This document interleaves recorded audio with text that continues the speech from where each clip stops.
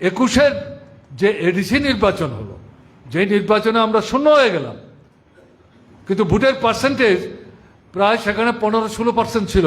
এর আগের যে এডিসি নির্বাচন, তাতে কিন্তু আমাদের ভোটের পার্সেন্টেজ ছিল 54%। ভাবতে পারেন, এক ধাক্কায় 5 বছরের ব্যবধানে 54 থেকে এটা 16-17-তে নেমে আসলো, আবার 5 বছরের ব্যবধানে এটা 9 থেকে 9.5 এসে দাঁড়ালো।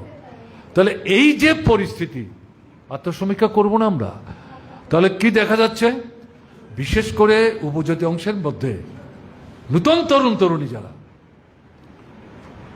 বিশেষ করে খ্রিস্টান মিশনারি স্কুল শিক্ষা প্রতিষ্ঠান এখানে পড়াশোনা করে, এবং এরা আন্তর্জাতিক ক্ষেত্রে আমাদের দেশের অভিজ্ঞতা, এখানে সেখানে কিছু ব্যতিক্রম থাকতে পারে, কিন্তু মূলত মতাদর্শের প্রশ্নে এরা কমিউনিস্টদের বিরোধী।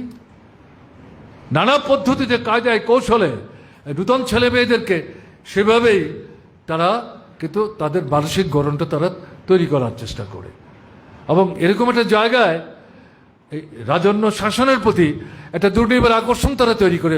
অথচ 184 জন রাজা, উপজাতি রাজা, তাদের রাজত্বেই উপজাতিরা সবচেয়ে বেশি নির্যাতিত, নিপীড়িত। বছরে একবার রাজবাড়িতে খাবার দিত, তাতে গ্রামের গরিব উপজাতিরা আসতেন, সে একদিন রাজার সঙ্গে তাদের দেখা হতো, আর তাদের সঙ্গে দেখা সাক্ষাতের কোনো সুযোগ নাই। এটা ইতিহাস পড়ে আমি বলছি, আমার তো জানার কথা না, কারণ এরকম খাবারের অনুষ্ঠান তো আমন্ত্রিত হয়ে যাওয়ার সৌভাগ্য আমার হয়নি, আমি বই পড়ি কথাগুলি বলছি। তাহলে এরকম একটা জায়গায় দাঁড়িয়ে এই রাজ পরিবারের লোক এমপি হয়েছেন, বিধানসভার বিধায়ক হয়েছেন, মন্ত্রী হয়েছেন, আবার এমপি হয়েছেন, জাতীয় রাজনৈতিক দলের সদস্য, তারা উপজাতিদের জন্যে পার্লামেন্টে কি বলেছেন? ত্রিপুরায় যখন সরকারে ছিলেন তখন তারা কি বলেছেন? তারা যখন সরকারে ছিলেন তারা নিজেরা কি করেছেন? কিছুই না।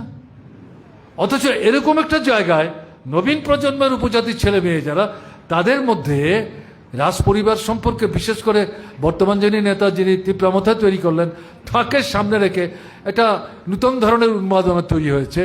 এটার বাস্তব ভিত্তিটা কি? তার মধ্যে রাজনীতিটা কোথায়? মতাদর্শটা কোথায়? কর্মসূচি কি? কি বলছেন, কি করবেন? এবং এই যে নির্বাচনী প্রচারটা করলেন, একদিকে মুখ্যমন্ত্রী তাদেরকে গালাগালি করছেন, আরেকদিকে তীব্রমতার নেতা কাউন্টার অফেন্সিভে গিয়ে মুখ্যমন্ত্রীকে পাল্টা আক্রমণ করছেন। কেন তাদেরকে ভোট দিতে হবে? তারা কি করেছেন, কি করতে পারলেন না, কেন পারলেন না, এর থেকে শিক্ষা নিয়ে ভোট চাইছেন। ভোট দিলে, জিতলে, এডিসি দখল করতে পারলে পর সামনের দিনে কি করবেন? কিচ্ছু নাই। তারপরে এভাবে দল বেঁধে এদেরকে যেভাবে ভোট দিয়ে জয়যুক্ত হতে সাহায্য করলো, এটার তো আমাদের অনুসন্ধান করতে হবে। তার মূল জিনিসটা কি? এই যে নবীন প্রজন্মের ছেলেরা মেয়েরা উপজাতি অংশের, তাদেরকে তো গালবন্ধ দিলে চলবে না। টিওএফ সংগঠন ভালো না, টিইসি সংগঠন ভালো না, আর এই সংগঠন তো করার দায়িত্ব আমার আপনার। এদের যারা সেক্রেটারি, প্রেসিডেন্ট, 2 জন 4 জন 5 জন, তাদের দিকে আঙুল তুলে তাদের সমালোচনা